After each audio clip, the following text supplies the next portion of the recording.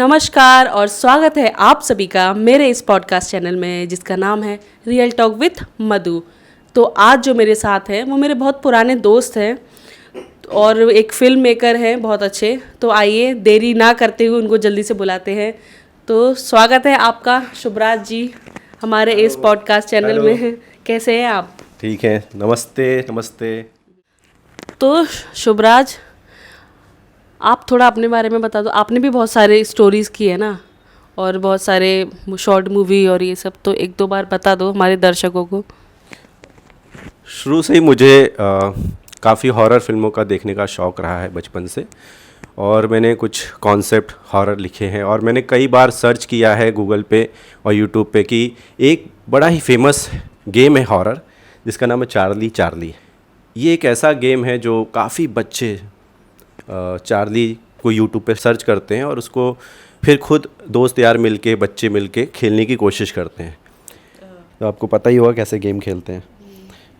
मतलब एक पेपर लेते हैं, उसमें क्रॉस मारते हैं, फिर उसमें ऊपर यस नो लिख के उसको सेंटर में ये रखते हैं पेंसिल, फिर उसमें पूछते हैं क्वेश्चन चार्ली से।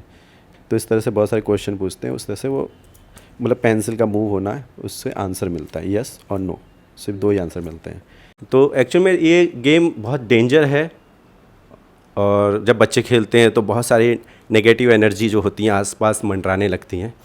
तो मैं बच्चों से गुजारिश करूँगा कि ऐसे गेम को थोड़ा सा अवॉइड करें और ना खेलें, ठीक है।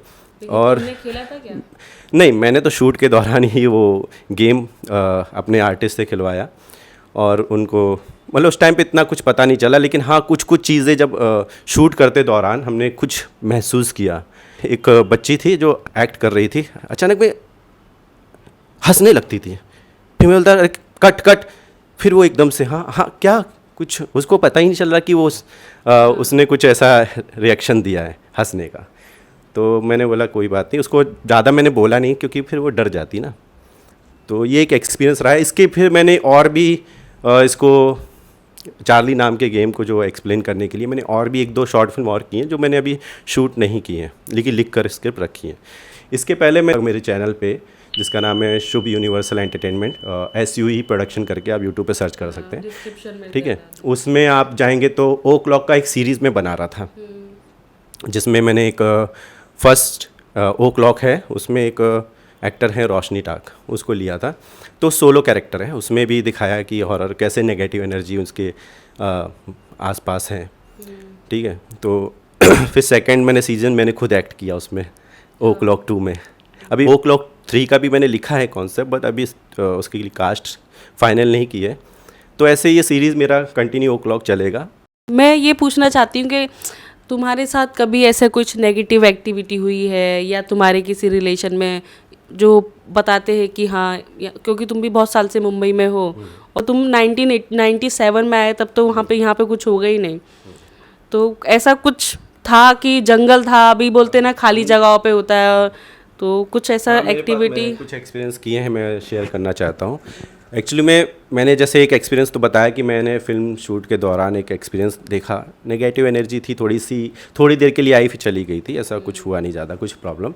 लेकिन अब सेकंड में बताना चाहता हूँ कि जो ये मीरा रोड है, मीरा रोड क्या कहीं भी जाएंगे आप जहाँ पे सुनसान एरिया होता है, जहाँ पे शोर शराबा नहीं है, लोग बसे नहीं है, वहाँ पे बस्ती कम होती है, तो वहाँ पे हमेशा नेगेटिव एनर्जी जो है मंडराती रहती है रात के टाइम पे। मीरा रोड में मैं जब आया था तो 1997 में, तो यहाँ पे कुछ भी नहीं था, बहुत ही कम, सिर्फ एक शांति नगर बसा हुआ था जहाँ पे हम लोग सेक्टर 3 में रहते थे। फिर उसके बाद हमें देखते देखते एक फैमिली और आ गई। उन्होंने एक जगह है, वैसे पता नहीं नाम लेना चाहिए कि नहीं लेना चाहिए, लेकिन जगह ठीक है, रसाज जगह है यहाँ पे मीरा रोड में। तो वहाँ पे पहले काफ़ी कुछ डेवलप नहीं था, बहुत ही सुनसान, बहुत ही खंडर जगह था, सब कुछ था, कुछ एक दो बिल्डिंग बनी हुई थी। तो वहाँ पे फ्लैट बहुत अच्छे मिल जाते थे, तो सस्ते में एक फ़्लैट ले लिया, तो वहाँ पे फैमिली रहने लगी। तो कुछ दिन के बाद उन्होंने एक फ़ील किया कि जैसे सो रहे हैं तो जैसे कोई बंदा अकेला सो रहा है, तो उसको लगता था कि उसके साथ कोई है, सो रहा है।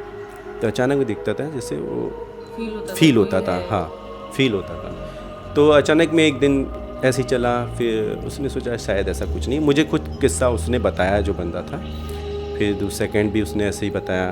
थर्ड डे भी ऐसे ही हुआ। थर्ड डे में उसको थोड़ा सा ना एक ज़ोर का थप्पड़ पड़ा। मतलब रात में हाँ, सोते समय थप्पड़ पड़ा उसको ज़ोर से, और वो एकदम से नीचे गिर गया। तो एकदम से देखा कि कोई शायद उसकी फैमिली में से कोई मस्ती कर रहा है, लेकिन कोई था ही नहीं। तो वो अचानक में जब अपने लिविंग रूम में आया और लोगों को पूछा, तुम लोग आए थे क्या अंदर? नहीं, हम तो कोई नहीं आए। तो फिर बाद में उसे ऐसा लगा कि उसने सब बताया कि मुझे किसी ने थप्पड़ मारा है। तो पहले तो उसको ऐसा बोला, अरे थोड़ा सा वहम है, ये है वो है, ऐसा करते रहे। कुछ दिन के बाद फिर से उसको ऐसा ही हुआ, लेकिन इस बार कुछ ज़्यादा ही हुआ। फिर से मारा। हाँ, तो उसने फिर डिसीजन ले लिया, उसकी फैमिली पूरी डर गई थी, उन्होंने तुरंत अगले दिन वो घर खाली कर दिया। कुछ फिर आसपास के लोगों ने कुछ बताया, कुछ घटनाएं यहाँ पे घट चुकी हैं आसपास, ऐसे हो जाते हैं किस्से हादसे जहाँ पे एक्सीडेंट हो जाते हैं, कुछ हो जाते हैं। तो वो सब चीज़ें जो नेगेटिव एनर्जी होती हैं मंडराती रहती हैं। अब वो अभी भी तो होता ही है। अगर आप कभी किसी गांव